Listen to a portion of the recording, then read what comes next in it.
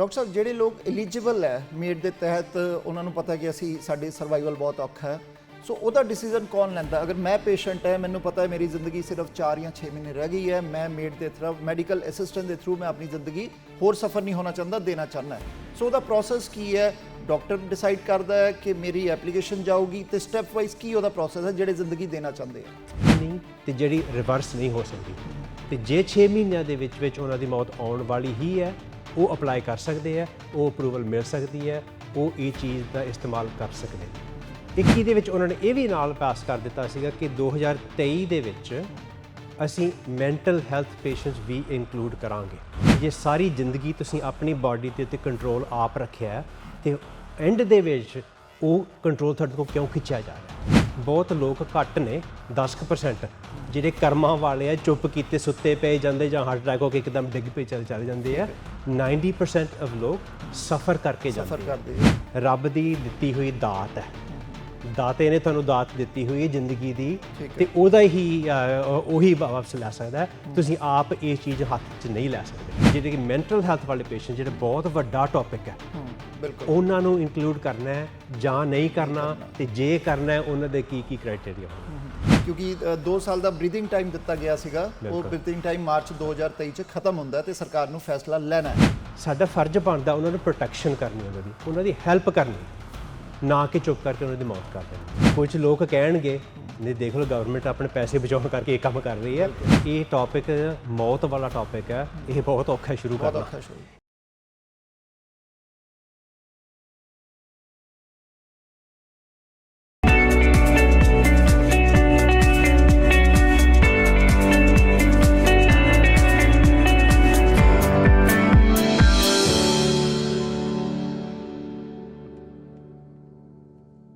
ਸਵਾਗਤ ਹੈ ਸਾਰਿਆਂ ਦਾ। ਅਸੀਂ ਗੱਲਬਾਤ ਕਰਨ ਜਾ ਰਹੇ ਹਾਂ ਇੱਕ ਕਾਫੀ ਸੈਂਸਿਟਿਵ ਇਸ਼ੂ ਮੁੱਦੇ ਤੇ, ਜਿਹੜਾ ਕਿ made medical assistance in dying. 2016 ਚ ਕੈਨੇਡਾ ਦੇ ਅੰਦਰ 2016 ਚ ਇਹਨੂੰ ਲਾਅ ਬਣਾਤਾ ਗਿਆ ਸੀ। ਇਹਦੇ ਅੰਦਰ ਹੁਣ ਕਾਫੀ ਚੇਂਜਸ ਵੀ ਕੀਤੀਆਂ ਤਾਂ ਕਿ ਤੁਸੀਂ ਅਗਰ ਆਪਣੀ ਜ਼ਿੰਦਗੀ ਤੋਂ ਖੁਸ਼ ਨਹੀਂ ਹੋ, ਅਗਰ ਤੁਸੀਂ ਮੈਂਟਲੀ ਇਲ ਹੋ,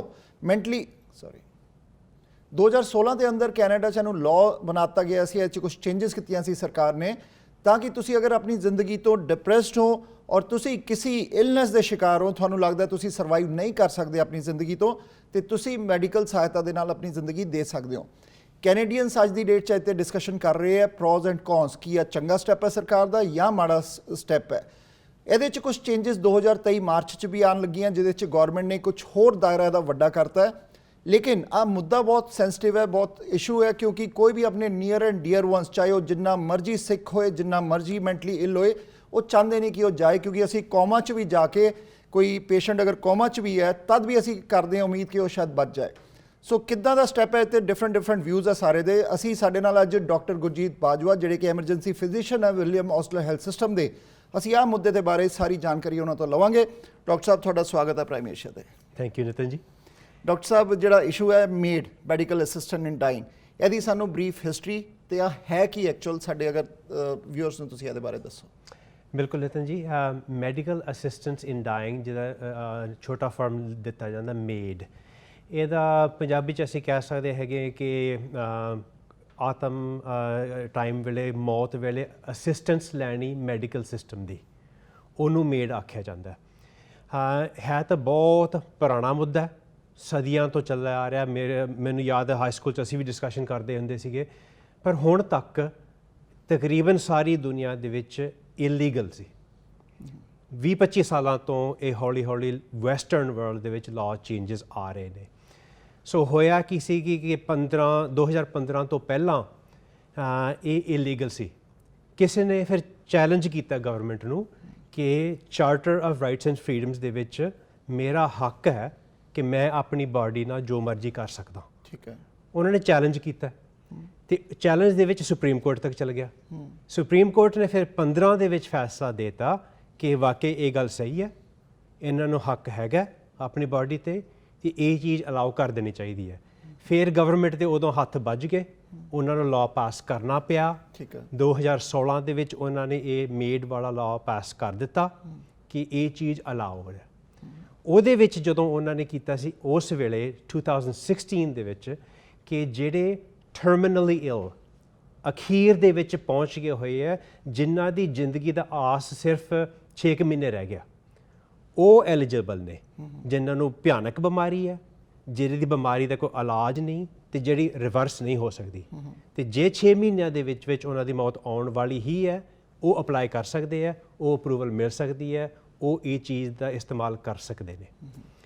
ਤੇ ਫਿਰ 16 ਤੋਂ ਬਾਅਦ ਉਹਨਾਂ ਨੇ ਨੈਕਸਟ 21 ਦੇ ਵਿੱਚ ਅਮੈਂਡਮੈਂਟਸ ਕੀਤੀਆਂ, ਹੋਰ ਚੇਂਜਸ ਲਿਆਂਦੀਆਂ ਉਹਦੇ ਵਿੱਚ।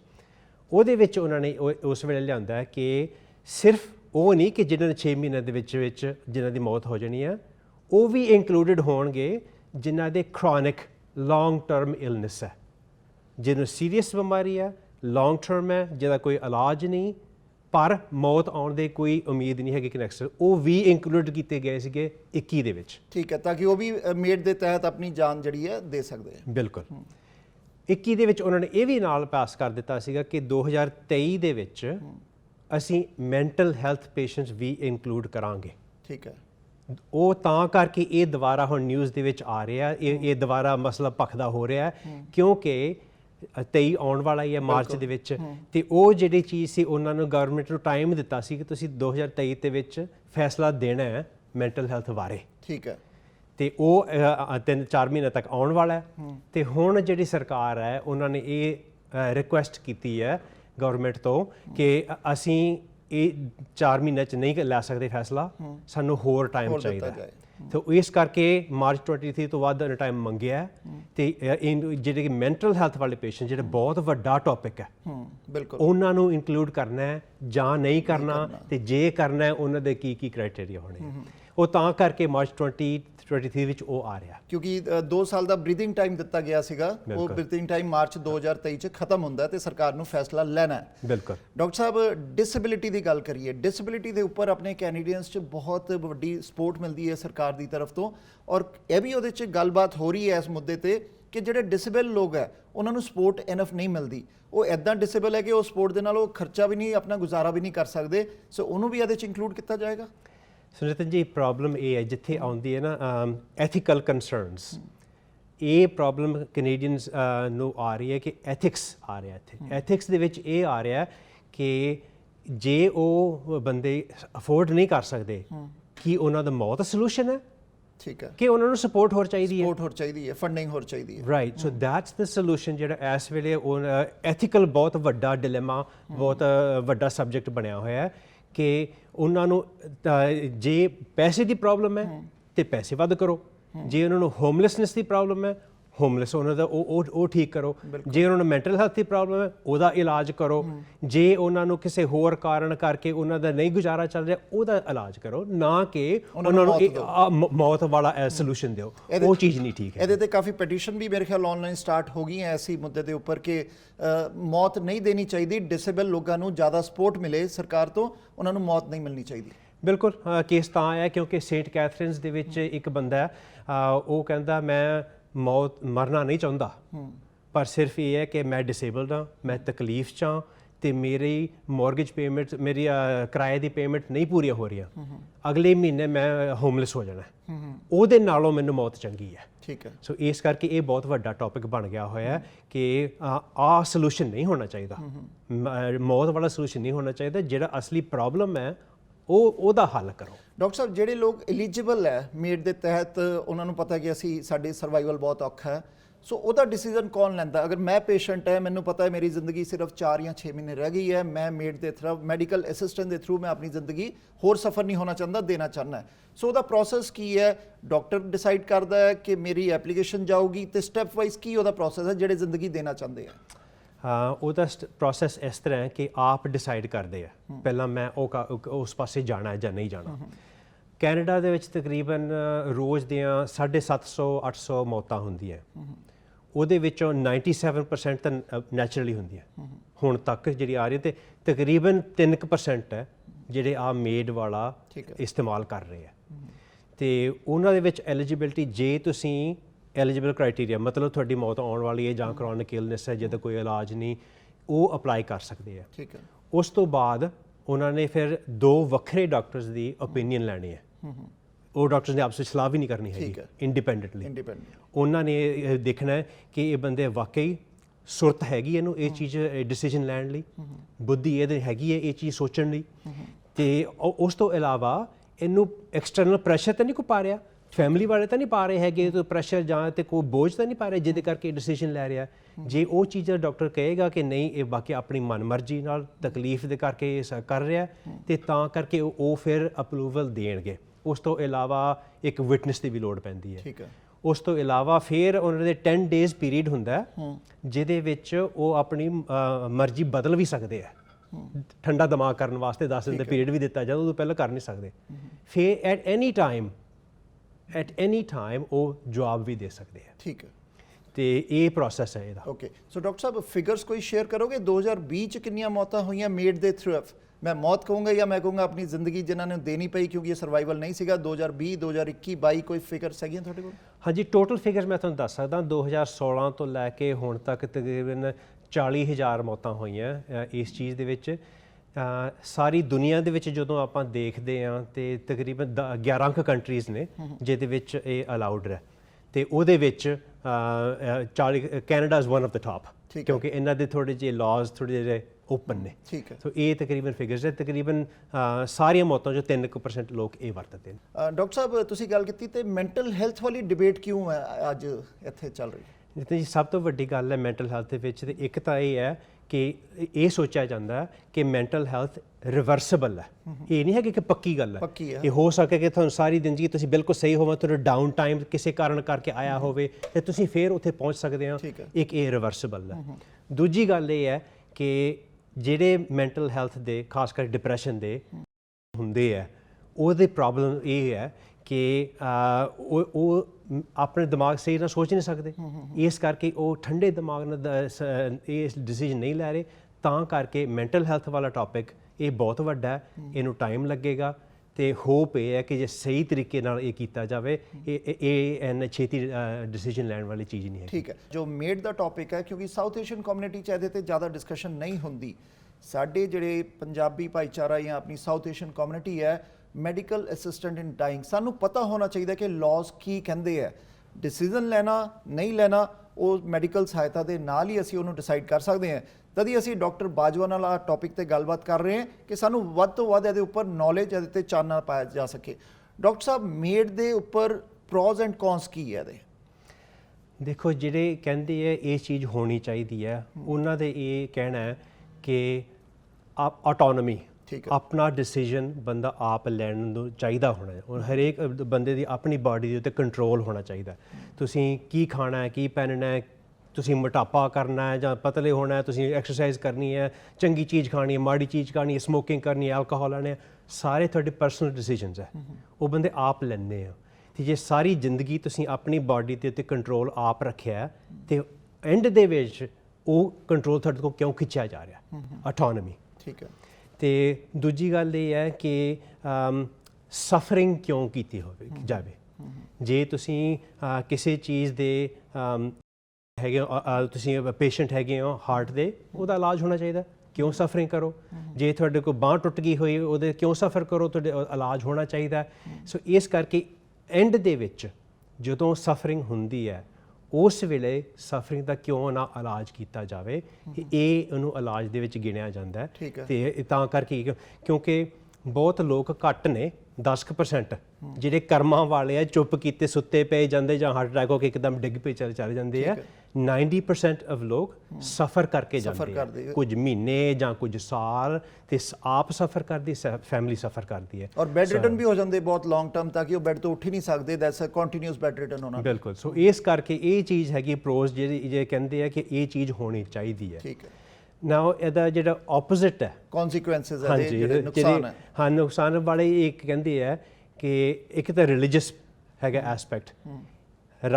ਰੱਬ ਦੀ ਦਿੱਤੀ ਹੋਈ ਦਾਤ ਹੈ, ਦਾਤੇ ਨੇ ਤੁਹਾਨੂੰ ਦਾਤ ਦਿੱਤੀ ਹੋਈ ਹੈ ਜ਼ਿੰਦਗੀ ਦੀ ਤੇ ਉਹਦਾ ਹੀ ਉਹੀ ਵਾਪਸ ਲੈ ਸਕਦਾ। ਤੁਸੀਂ ਆਪ ਇਹ ਚੀਜ਼ ਹੱਥ 'ਚ ਨਹੀਂ ਲੈ ਸਕਦੇ ਹੈ। ਤੇ ਜਾਂ ਨਸ਼ੇ ਦੇ ਹੈਗੇ ਪੇਸ਼ੈਂਟਸ, ਉਹ ਸਾਡੇ ਵਲਨਰੇਬਲ ਹੈ।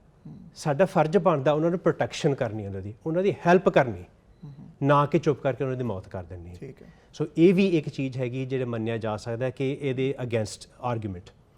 ਤੀਜੀ ਗੱਲ ਹੈ ਕਿ ਮਨੀ।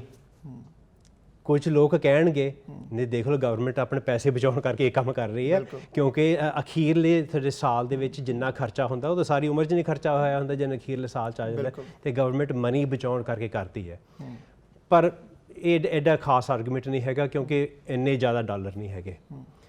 ਤੇ ਬਸ ਇਹ these are the main arguments against this. ਕੁਝ ਲੋਕ ਕਹਿੰਦੇ ਜੇ ਇੱਕ ਕੰਮ ਸ਼ੁਰੂ ਕਰਤਾ ਇਹ ਚੱਲ ਹੀ ਪੈਣਾ, ਫਿਰ ਚੱਲੀ ਹੀ ਜਾਣਾ, ਫਿਰ ਸਾਊਥ ਏਸ਼ੀਅਨ ਕਮਿਊਨਿਟੀ, ਅਸੀਂ ਅਗਰ ਆਪਣੀ ਗੱਲ ਕਰੀਏ ਸਾਊਥ ਏਸ਼ੀਅਨ ਕਮਿਊਨਿਟੀ ਦੀ, ਇਹਦੇ ਤੇ ਡਿਸਕਸ਼ਨ ਕਿਉਂ ਨਹੀਂ ਹੁੰਦੀ? ਲੋਕਾਂ ਨੂੰ ਇਹਦੇ ਬਾਰੇ ਤਾਂ ਪਤਾ ਹੀ ਨਹੀਂ। ਅਸੀਂ ਗੱਲਬਾਤ ਕਰ ਰਹੇ ਹਾਂ, ਮੇਰੇ ਖਿਆਲ ਕਾਫੀ ਜਨਤਾ ਇੱਦਾਂ ਦੀ ਉਹਨਾਂ ਨੂੰ ਆ ਨਹੀਂ ਪਤਾ ਕਿ ਕੈਨੇਡਾ 'ਚ 2016 'ਚ ਲੀਗਲ ਹੋ ਗਿਆ, ਉਸ ਤੋਂ ਪਹਿਲੇ ਕੋਈ ਵੀ ਇੱਦਾਂ ਮੌਤ ਮੈਡੀਕਲ ਅਸਿਸਟੈਂਟ ਨਾਲ ਨਹੀਂ ਲੈ ਸਕਦਾ ਸੀਗਾ। ਸੋ ਜਦ ਲਾਅ ਬਣ ਗਿਆ ਸੁਪਰੀਮ ਕੋਰਟ ਦੇ 2016 2022 'ਚ ਬੈਠੇ ਆ, ਮੇਰੇ ਖਿਆਲ ਬਹੁਤ 20 ਜਾਂ 30% ਪੋਪੂਲੇਸ਼ਨ ਨੂੰ ਇਹਦੇ ਬਾਰੇ ਪਤਾ ਹੋਊਗਾ ਸਾਊਥ ਏਸ਼ੀਅਨ ਨੂੰ। ਕਿਉਂ ਨਹੀਂ ਆਪਣੇ ਲੋਕ ਇਹਦੇ 'ਤੇ ਡਿਸਕਸ ਕਰਦੇ? ਤੁਸੀਂ ਬਹੁਤ ਚੰਗਾ ਕਰ ਰਹੇ ਹੋ ਜਿਹੜਾ ਇਸ ਚੀਜ਼ ਦਾ ਟੌਪਿਕ ਦਾ ਤੁਸੀਂ ਡਿਸਕਸ਼ਨ ਸ਼ੁਰੂ ਕੀਤਾ, ਕਿਉਂਕਿ ਜੇ ਸ਼ੁਰੂ ਕੀਤੇ ਤੇ ਤਾਂ ਆਪਣੇ ਘਰ ਦੇ ਵਿੱਚ ਗੱਲ ਹੋਏਗੀ। ਬਿਲਕੁਲ, ਕਿਉਂਕਿ ਘਰ ਦਾ ਇਹ ਟੌਪਿਕ ਮੌਤ ਵਾਲਾ ਟੌਪਿਕ ਹੈ, ਇਹ ਬਹੁਤ ਔਖਾ ਸ਼ੁਰੂ ਕਰਨਾ। ਜੇ ਕਦੀ ਤੁਹਾਡੇ ਘਰ ਦੇ ਵਿੱਚ ਇੰਸ਼ੋਰੈਂਸ ਏਜੰਟ ਵੀ ਆ ਜਾਏ ਨਾ ਲਾਈਫ ਇੰਸ਼ੋਰੈਂਸ ਵਾਸਤੇ, ਤੇ ਉਦੋਂ ਵੀ ਡਰ ਪੈ ਜਾਂਦਾ, ਅੱਛਾ ਇਹ ਕੰਮ ਨਹੀਂ ਕਰਨਾ, ਆਪਣੇ ਇਹ ਡਿਸਕਸ਼ਨ ਕਰਨਾ ਹੀ ਨਹੀਂ ਹੈਗਾ। ਇਹ ਪਤਾ ਤਾਂ ਹੈਗਾ ਕਿ ਮੌਤ ਆਉਣੀ ਹੈ, ਹਰੇਕ ਨੂੰ ਆਉਣੀ ਹੈ, ਪਰ ਉਸ ਚੀਜ਼ ਦੇ ਵਿੱਚ ਡਿਸਕਸ਼ਨ ਜ਼ਰੂਰ ਹੋਣਾ ਚਾਹੀਦਾ ਕਿ ਇਹ ਉਸ ਵੇਲੇ ਲਾਸਟ ਦੇ ਵਿੱਚ ਪਤਾ ਹੋਵੇ ਜੇ ਆ ਹੋਣਾ ਤੇ ਆ ਕਰਨਾ, ਜੇ ਆ ਹੋਇਆ ਤੇ ਆ ਹੋਣਾ।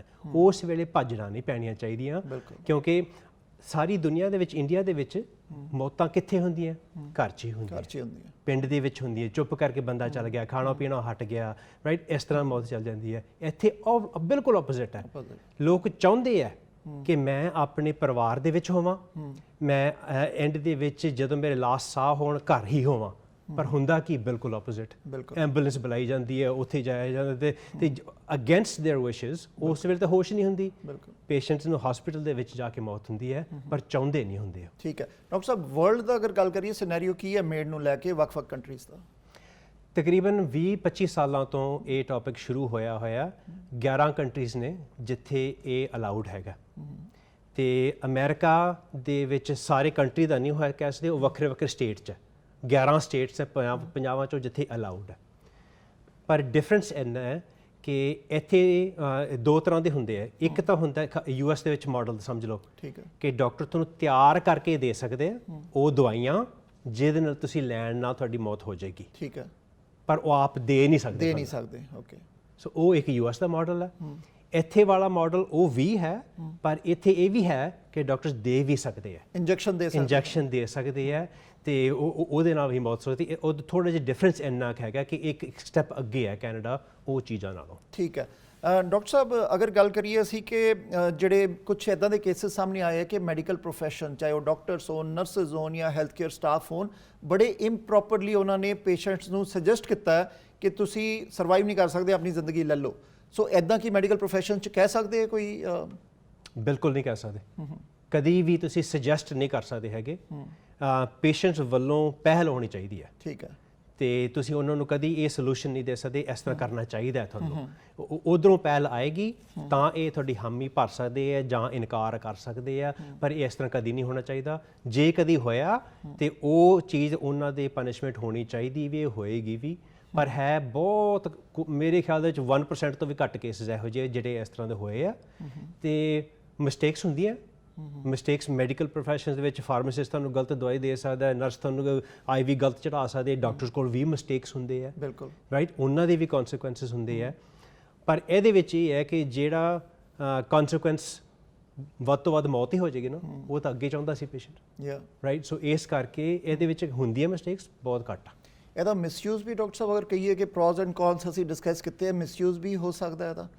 ਬਿਲਕੁਲ ਹੋ ਸਕਦਾ, ਕਿਉਂਕਿ ਜਿਸ ਕਰਕੇ ਜਿਹਦੀਆਂ ਕ੍ਰਾਈਟੇਰੀਆ ਜਦੋਂ ਇਨਕਲੂਜਨ ਹੋਣੇ ਚਾਹੀਦੇ ਨਾ, ਉਹ ਬਹੁਤ ਸਖਤ ਹੋਣੇ ਚਾਹੀਦੇ ਆ। ਬਿਲਕੁਲ, ਕਿ ਹਾਂ 2 ਡਾਕਟਰ ਹੋਣਾ ਚਾਹੀਦੇ, ਵਿਟਨੈਸ ਉਸ ਵੇਲੇ ਤਿਆਰ ਹੋਣਾ ਚਾਹੀਦਾ, ਪੂਰਾ ਇਹਦੀ ਪੁੱਛਗਿੱਛ ਹੋਣੀ ਚਾਹੀਦੀ ਹੈ ਕਿ ਇਹ ਆਪਣੀ ਸੁਰਤ ਬੁੱਧੀ ਨਾਲ ਇਹ ਡਿਸੀਜਨ ਲੈ ਰਿਹਾ ਜਾਂ ਪ੍ਰੈਸ਼ਰ ਨਾਲ ਲੈ ਰਿਹਾ।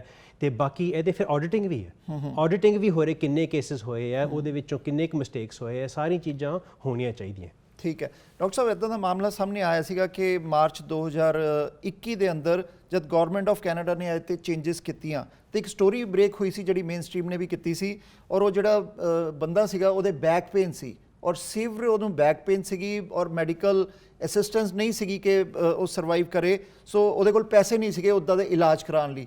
ਸੋ ਉਹ ਸਟੋਰੀ ਜਦ ਬ੍ਰੇਕ ਹੋਈ ਉਹਦੇ ਬਾਅਦ ਆ ਸਾਰੀ ਡਿਸਕਸ਼ਨ ਸ਼ੁਰੂ ਹੋਈ, ਉਹਦੀ ਥੋੜੀ ਜਿਹੀ ਸਾਨੂੰ ਬਰੀਫ ਥੋੜਾ ਦੱਸ ਦੋਗੇ? ਬਿਲਕੁਲ। ਸੋ ਦ ਪ੍ਰੋਬਲਮ ਇਜ਼ ਕਿ ਕਈ ਵਾਰੀ ਲੋਕ ਆਪ ਹੀ ਇਸ ਗਲਤ ਇਸਤੇਮਾਲ ਕਰ ਲੈਂਦੇ ਆ। ਠੀਕ ਹੈ। ਇੱਕ ਹੋਰ ਵੀ ਸਟੋਰੀ ਸੀ, ਉਹ ਡਿਪਰੈਸ਼ਨ ਸੀ, ਪਰ ਉਹਨੇ ਡਿਪਰੈਸ਼ਨ ਕਰਕੇ ਤਾਂ ਤੁਸੀਂ ਮੌਤ ਲੈ ਨਹੀਂ ਸਕਦੇ, ਉਹ ਤਾਂ ਹਜੇ ਤੱਕ ਇੰਕਲੂਡਡ ਨਹੀਂ ਹੈਗਾ। ਉਹਨੇ ਕੀ ਕੀਤਾ ਕਿ ਉਹਨੇ ਹੋਰ ਸਟੋਰੀ ਕੀਤੀ ਕਿ ਮੇਰੇ ਸੁਣਦਾ ਨਹੀਂ ਹੈਗਾ, ਬਹੁਤ ਜ਼ਿਆਦਾ ਮੈਨੂੰ ਪ੍ਰੋਬਲਮ ਸੁਣਨ ਦੀ, ਬਿਲਕੁਲ ਬੋਲਾ ਹੋਇਆ, ਉਹ ਐਜ਼ ਅ ਮੈਡੀਕਲ ਰੀਜ਼ਨ ਵਰਤਿਆ ਉਹਨੇ। ਓਕੇ। ਸੋ ਉਹ ਚੀਜ਼ ਤਾਂ ਉਹ ਫਿਰ ਡਿਨਾਈ ਕੀਤਾ। ਸੋ ਸੇਮ ਥਿੰਗ ਆ, ਜਿਵੇਂ ਤੁਹਾਨੂੰ ਬੈਕ ਪੇਨ ਵਾਲੀ ਪ੍ਰੋਬਲਮ ਹੈ, ਲੋਕ ਕਈ ਟਰਾਈ ਕਰਨਗੇ ਹਾਂ ਕਿ ਮੈਨੂੰ ਇਸ ਬਹਾਨੇ ਦੇ ਨਾਲ, ਇਸ ਬਹਾਨੇ ਮੈਂ ਉਹਦੇ 'ਚ ਸ਼ਾਮਿਲ ਹੋ ਜਾਂ ਤਾਂ ਮੈਨੂੰ ਉਹਦੀ ਹੈਲਪ ਮਿਲ ਜਾਏ, ਮੇਡ ਦੀ ਮੈਂ ਜ਼ਿੰਦਗੀ ਦੇ ਦਾਂ। ਬਿਲਕੁਲ। ਸੋ ਇਸ ਕਰਕੇ ਜਦੋਂ ਉਹਨਾਂ ਨੂੰ ਜਦੋਂ ਸਿਲੈਕਟ ਕਰਦੇ ਆ, ਸਿਲੈਕਸ਼ਨ ਕਰਨ ਵੇਲੇ ਬਹੁਤ ਜ਼ਿਆਦਾ ਸਖਤਾਈ ਹੋਣੀ ਚਾਹੀਦੀ ਹੈ ਕਿ ਇਹੋ ਜਿਹੀ ਚੀਜ਼ਾਂ ਨਾ ਹੋਣ, ਕਿ ਗਲਤ ਤਰੀਕੇ ਨਾਲ ਨਾ ਵਰਤਿਆ ਜਾਵੇ। ਡਾਕਟਰ ਸਾਹਿਬ, ਬਹੁਤ ਸੈਂਸਿਟਿਵ ਇਸ਼ੂ ਹੈ ਕਿਉਂਕਿ ਇਹਦੇ 'ਚ ਡਿਸਕਸ਼ਨ ਬਹੁਤ ਹੈ, ਇਹਦੇ 'ਚ ਲਾਅ ਬਣ ਚੁੱਕਾ ਹੈ, ਚੇਂਜਸ ਆਉਗੀਆਂ, ਮਾਰਚ 'ਚ ਅਗਰ ਡਿਲੇ ਵੀ ਹੋਇਆ ਤਾਂ ਹੋਰ ਚੇਂਜਸ ਆਉਗੀਆਂ। ਜਾਂਦੇ ਜਾਂਦੇ ਤੁਸੀਂ ਕੀ ਮੈਸੇਜ ਦੋਗੇ ਸਾਊਥ ਏਸ਼ੀਅਨ ਕਮਿਊਨਿਟੀ ਨੂੰ, ਸਾਡੇ ਪੰਜਾਬੀ ਭਾਈਚਾਰੇ ਨੂੰ, ਇਹਦੇ ਉੱਪਰ ਡਿਸਕਸ਼ਨ ਕਰਨ, ਇਹਦੇ ਤੇ ਸਵਾਲ ਹੋਣ ਤਾਂ ਕਿਹਦੇ ਤੋਂ ਪੁੱਛਣ, ਇਹਦੇ ਤੇ ਹੋਰ ਜਾਣਕਾਰੀ ਚਾਹੀਦੀ ਹੈ ਤਾਂ ਕੀ ਕੀਤਾ ਜਾਏ? ਇੱਕ ਜ਼ਰੂਰ ਗੱਲ ਕਹਿਣਾ ਚਾਹਾਂਗਾ ਕਿ ਜਿਹੜੀ ਪਤਾ ਹੀ ਹੈ ਆਪਾਂ ਸਾਰਿਆਂ ਨੂੰ, ਹਰੇਕ ਨੇ ਇੱਕ ਦਿਨ ਜਾਣਾ ਹੀ ਹੈ, ਉਸ ਚੀਜ਼ ਬਾਰੇ ਥੋੜ੍ਹਾ ਬਹੁਤਾ ਡਿਸਕਸ਼ਨ ਹੋਣਾ ਚਾਹੀਦਾ। ਹਰੇਕ ਨੂੰ ਆਪਣੀ ਵਿਲ ਦੇ ਵਿੱਚ ਲਿਖ ਦੇਣਾ ਚਾਹੀਦਾ। ਇੱਕ ਤਾਂ ਪੈਸੇ ਦੀ ਵਿਲ ਹੁੰਦੀ ਹੈ, ਇੱਕ ਹੈਲਥ ਕੇਅਰ ਦੀ ਵਿਲ ਹੁੰਦੀ ਹੈ। ਉਹਦੇ 'ਚ ਇਹ ਲਿਖਿਆ ਹੁੰਦਾ ਕਿ ਜੇ ਮੈਨੂੰ ਇਸ ਤਰ੍ਹਾਂ ਹੋ ਜੇ, ਜੇ ਮੈਂ ਕੋਮਾ 'ਚ ਚਲ ਜਾਂ, ਜੇ ਮੈਂ ਬੈੱਡ ਰਿਡਨ ਹੋ ਜਾਂ, ਜੇ ਮੈਨੂੰ ਸਟ੍ਰੋਕ ਹੋ ਜੇ, ਮੇਰੇ ਨਾਲ ਇਸ ਤਰ੍ਹਾਂ ਕੀਤਾ ਜਾਵੇ। ਉਹ ਪਹਿਲਾਂ ਡਿਸਕਸ਼ਨ ਹੋਣੀ ਚਾਹੀਦੀ ਹੈ, ਕਿਉਂਕਿ ਉਸ ਵੇਲੇ ਬੰਦਾ ਜਦੋਂ ਆਪ ਮੌਤ ਦੇ ਸਿਰੇ ਤੇ ਪਹੁੰਚਿਆ ਹੁੰਦਾ, ਆਪ ਡਿਸੀਜਨ ਲੈਣ ਜੋਗੇ ਕਈ ਵਾਰੀ ਨਹੀਂ ਹੁੰਦੇ। ਇਹ ਪਹਿਲਾਂ ਡਿਸਕਸ਼ਨ ਹੋਣੀ ਚਾਹੀਦੀ ਹੈ, ਤਾਂ ਕਰਕੇ ਫੈਮਿਲੀ ਨੂੰ ਪਤਾ ਹੋਵੇ ਕਿ ਮੇਰੀਆਂ ਵਿਸ਼ੇਸ ਆ ਨੇ, ਕਿਉਂਕਿ ਜਿਹੜੇ ਆਪਣੀ ਤੁਹਾਡੀ ਮੌਤ ਦੀ ਵਿਸ਼ੇਸ ਤੁਸੀਂ ਆਪਣੇ ਬੱਚਿਆਂ ਤੇ ਨਹੀਂ ਸੁੱਟਣੀ ਚਾਹੀਦੀ, ਉਹਨਾਂ ਨੂੰ ਉਸ ਵੇਲੇ ਫਿਰ ਔਖੇ ਹੋ ਜਾਂਦੇ। ਤੁਸੀਂ ਕਹਿੰਦੇ ਹੋ ਮੇਡ ਵਾਲਾ ਪੁਆਇੰਟ ਆਪਣੀ ਵਿਲ 'ਚ ਵੀ ਐਡ ਕਰਨਾ ਚਾਹੀਦਾ? ਮੇਡ ਵਾਲਾ ਪੁਆਇੰਟ ਜਾਂ ਜੋ ਵੀ ਹੈ, ਜਦੋਂ ਮੇਰੇ ਅਖੀਰਲੇ ਸਾਹ ਆਉਣ ਵਾਲੇ ਹੈ, ਮੇਰੀਆਂ ਵਿਸ਼ੇਸ ਆ ਨੇ। ਠੀਕ ਹੈ। ਇਹ ਓਪਨ ਡਿਸਕਸ਼ਨ ਹੋਣਾ ਚਾਹੀਦਾ, ਇਹ ਲਿਖਿਆ ਵੀ ਜਾਣਾ ਚਾਹੀਦਾ। ਜੇ ਨਹੀਂ ਤੁਸੀਂ ਲਿਖਣਾ, ਐਟਲੀਸਟ ਵਰਬਲੀ ਤਾਂ ਗੱਲ ਕਰੋ, ਐਟ ਲਾਸਟ ਮੋਮੈਂਟ ਦੇ ਵਿੱਚ ਮੈਂ ਇਸ ਤਰ੍ਹਾਂ ਚਾਹੁੰਦਾ, ਮੇਰੀ ਇਸ ਤਰ੍ਹਾਂ ਮੌਤ ਹੋਵੇ। ਠੀਕ ਹੈ doctor Sahib, thank you very much, ਤੁਸੀਂ ਆਏ, ਇਸ ਸੈਂਸਿਟਿਵ ਇਸ਼ੂ ਤੇ ਗੱਲਬਾਤ ਕੀਤੀ। ਅਸੀਂ ਕੋਸ਼ਿਸ਼ ਕਰਾਂਗੇ ਫਿਰ ਇਹਦੇ ਉੱਤੇ ਗੱਲ ਕੀਤੀ ਜਾਏ ਤਾਂ ਕਿ ਮੈਕਸਿਮਮ ਲੋਕਾਂ ਨੂੰ ਇਹਦੇ ਬਾਰੇ ਨੌਲੇਜ ਹੋਏ, ਇੱਕਦਮ ਹੀ ਸ਼ੌਕ ਨਾ ਮਿਲੇ ਕਿ ਆਹ ਕੀ ਹੈ, ਬਟ ਆਪਣੇ ਲਾਜ਼ ਦਾ ਪਤਾ ਹੋਣਾ ਚਾਹੀਦਾ। Thank you very much. Thank you Nitin ji. Thank you. So ਆ ਸੀਗੇ doctor Gurjeet Bajwa, emergency physician, Osler health system ਤੋਂ। ਜਿਹੜਾ ਅਸੀਂ ਇਸ਼ੂ ਟੌਪਿਕ ਗੱਲ ਕੀਤਾ ਮੇਡ ਦਾ, medical assistance in dying, criteria ਬਹੁਤ ਇਹਦੇ 'ਚ ਪ੍ਰੋਜ਼ ਐਂਡ ਕੌਨਸ ਵੀ ਡਿਸਕਸ ਕੀਤੇ ਹੈ। ਕ੍ਰਾਈਟੀਰੀਆ ਬਹੁਤ ਸਟ੍ਰਿਕਟ ਹੋਣਾ ਚਾਹੀਦਾ ਹੈ। ਦੇਖਦੇ ਹਾਂ ਕਿ ਮਾਰਚ 2023 ਦੇ ਅੰਦਰ ਗੌਰਮੈਂਟ ਮੈਂਟਲੀ ਇਲ ਨੂੰ ਇਹਦੇ 'ਚ ਇੰਕਲੂਡ ਕਰਦੀ ਹੈ ਕਿ ਨਹੀਂ ਕਰਦੀ, ਔਰ ਇਹਦੇ ਤੇ ਡਿਸਕਸ਼ਨ ਬਹੁਤ ਜ਼ਰੂਰੀ ਹੈ। ਉਮੀਦ ਹੈ ਪ੍ਰੋਗਰਾਮ ਅੱਛਾ ਲੱਗਾ ਹੋਵੇਗਾ। ਫਿਰ ਕਿਸੇ ਗੈਸਟ ਨਾਲ ਤੁਹਾਡੇ ਰੂਬਰੂ ਜਲਦ ਹੋਵਾਂਗੇ। ਦੇਖਦੇ ਰਹੋ ਪ੍ਰਾਈਮ ਏਸ਼ੀਆ, ਤੁਹਾਡਾ ਆਪਣਾ, ਤੁਹਾਡੇ ਲਈ।